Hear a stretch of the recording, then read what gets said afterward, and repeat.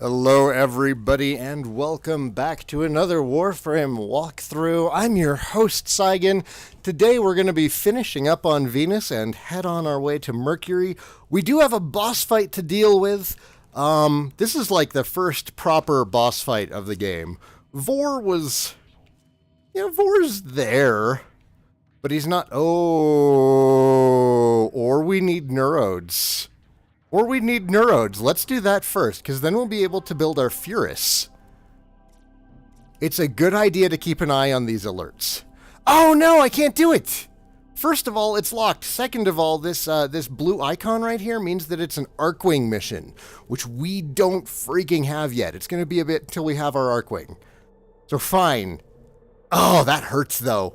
I just need a Neurode, and I would get it here. That's tough. All right, we're in public. I do recommend going into boss fights in public. They have a lot of health for the first time that you run into them. Later on, once you've got a bigger selection of mods and weapons, you can easily solo these things in no time at all. But right now, we have really limited capabilities. So we are going to go into the Jackal in a group. Things to know about the Jackal.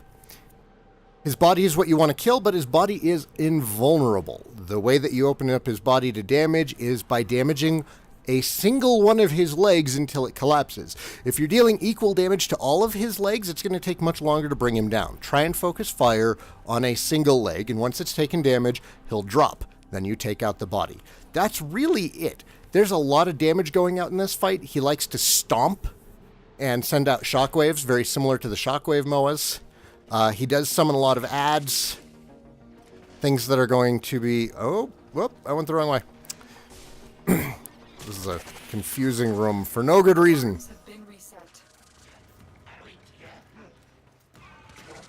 How did I do that wrong twice? I did that wrong twice. There we go. This is the way we want to go.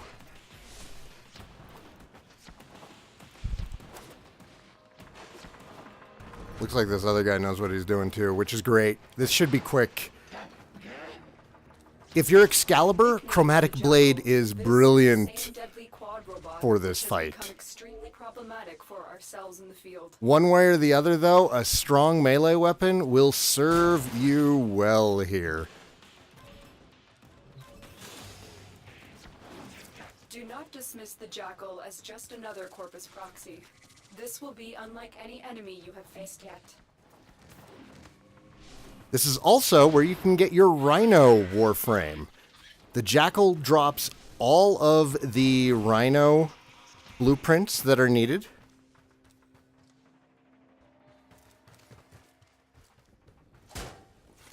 Come on. Wake up. We're waiting on the last party member. Now that we're all here... Take them down.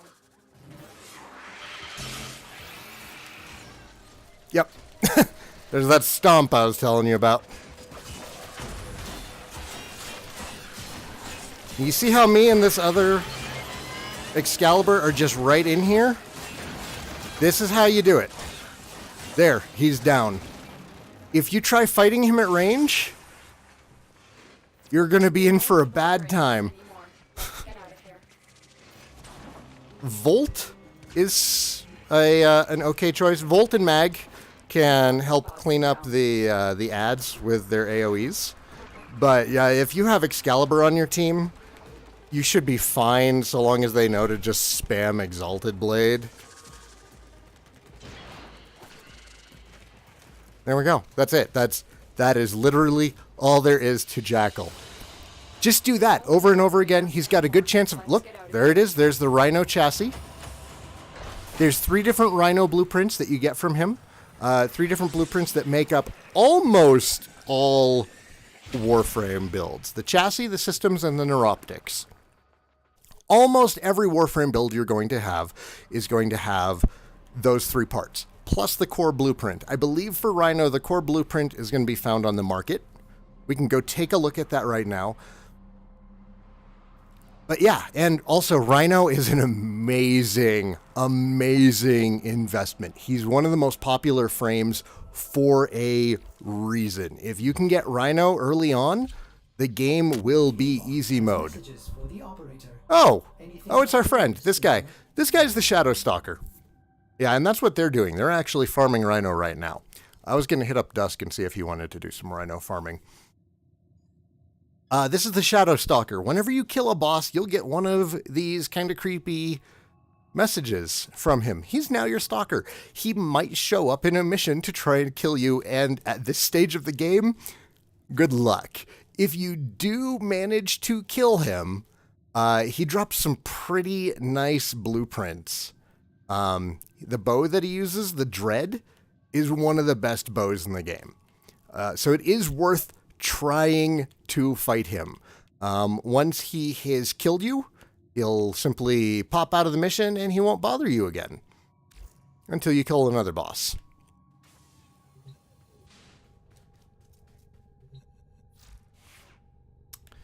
What was I going to do? I was going to do something. We were going to check the market for Rhino Blueprints. That's what we were going to do. Check navigation for active invasions.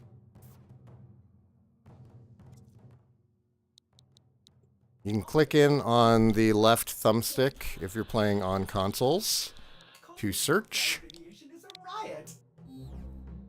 There's our Rhino. Yes, you could just outright purchase him for 375 platinum. Don't do that. You can get Rhino in a day of grinding work. We need neuroptics, chassis, systems, and gallium. I don't remember where gallium drops, but yeah, the blueprint is only 35,000 credits. Which seems like it might be a lot, but it's actually not.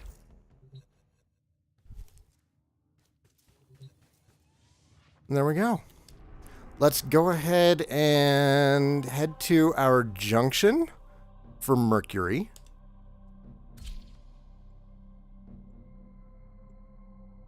We'll be rewarded with 2 quests and a couple of other things that I totally missed. We'll see them when we're done with the mission.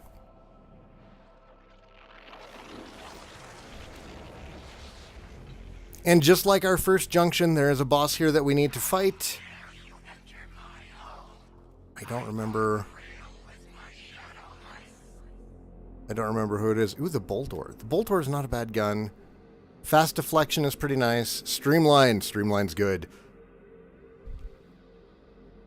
And salvage. Less exciting. Defeat 10 Xmas enemies on... I forgot about the Xmas enemies. Damn it. I guess we won't be doing the Junction yet.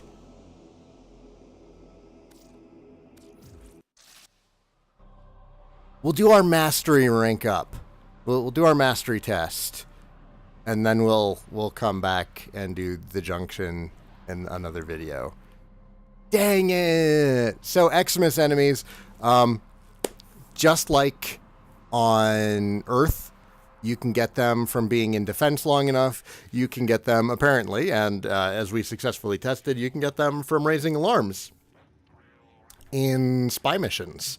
And as you saw, we already had like 4 of them. Like 4 or 6 of them were already dealt with. 10 Xmas enemies. We did 6. So from E-Gate to Sarah, Linnea, Venera, Aphrodite, and Fossa, we took out 6 Xmas enemies. We're averaging 1 per level. So it's a lot easier to do here on Venus, where you've got slightly tougher enemies.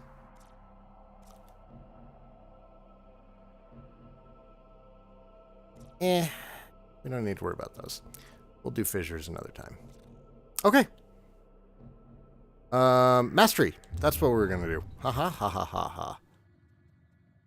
Fingers crossed that this isn't secondary weapon. So every 2 levels, we get a new loadout slot. Your void trace storage is equal to your mastery rank times 50. Daily standing limit, we will cover those once we get to the strata relay. And minimum mod capacity means that when you receive a fresh frame, normally it'll have 0 capacity on it. But somebody of Mastery Rank 15 will always have at least 15 mod capacity on it. I've covered it before, but in case you missed that information, there it is again. Anyone have 12 platinum? Don't do that. Don't beg in chat. Don't beg in chat. If you want platinum, do fissures and sell prime parts. Eliminate all targets. Yep. Oh, poop. All right. That's annoying, but we'll do it. I'm glad I've got some upgrades on this. Just not a big fan of using the kunai for taking enemies out. Are they fine at it? Yes. Yes, there's some people who love their thrown weapons in the game.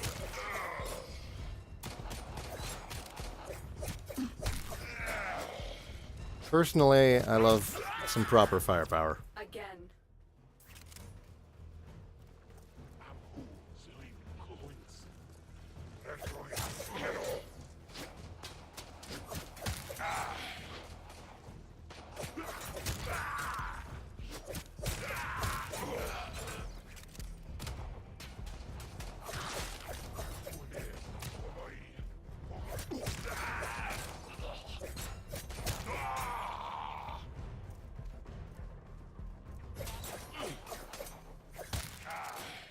There.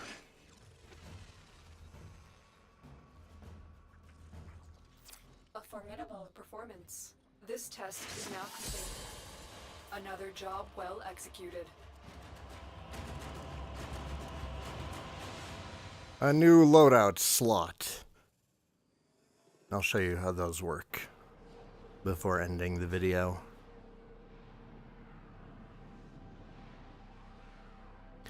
Now, as you've figured out by now, different enemies have different weaknesses as far as damage is concerned.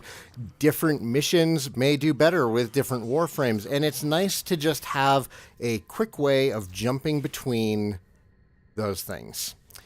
You can see here on the bottom right of your arsenal, excuse me. There we go. You can see on the bottom right of your arsenal that if you click in on the right thumbstick, you get loadout options. And right here, you can rename, you can randomize them, you can delete your loadouts. If you want to create another loadout and use one, you'll hit duplicate, and then you can just do with it what you will. So I like to just name these after the frames that I have. Especially earlier in the game where I haven't really specialized the frames in different ways. Again, I'm going to say later on a lot, but it's the truth. There are certain frames like Limbo, for example. Limbo's got a number of different builds depending on what you're fighting. So there are some builds with Limbo where I want him to have like as little range as possible, but as much duration as I can get. And then there's going to be other times with Limbo where I want maximum range on his abilities. So it's nice to have loadouts for that. And then there's also loadouts for the individual frames themselves. Like here with Excalibur, we have these different configurations. So you can set up and save 3 different configurations for Excalibur, depending on like, which abilities you're building around or which enemies you're planning on fighting. Your Exalted Blade, you may want to build it up differently than... That's actually a terrible example, because Exalted Blade makes use of pretty much everything. Ignore that. just ignore that. But yeah, there's your loadout options. If you want to create a second loadout, you just hit duplicate and then you build it out as you like. You can rename them, and the loadout that you're on shows up here. Another thing to be aware of is when you're in the navigation window, if you press Y, and you can see it here in the bottom right, you can change your loadout. and it'll bring up a list of your loadouts. So you don't have to go back to the arsenal every time you want to change your equipment. All right, that's it. Thank you for joining me, everybody. I'm going to go hunt down some Xmas, and I will see you all next time. Take care.